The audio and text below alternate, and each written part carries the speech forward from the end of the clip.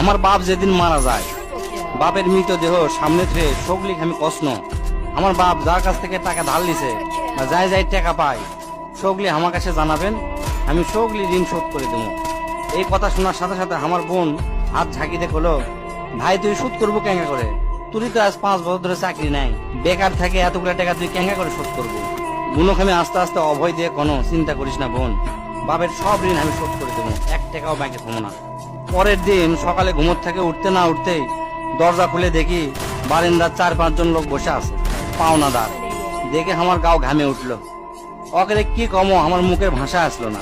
রাতটা ঠিক মতো পার হবার দেয়নি, আসে হাজির।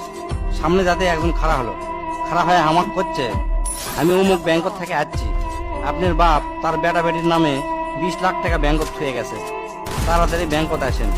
বাদ বাকি 4-5 জন যারা আছে তারা সকলি করছে আমাকে সমিতিতে আপনার বাপ 20 টাকা করে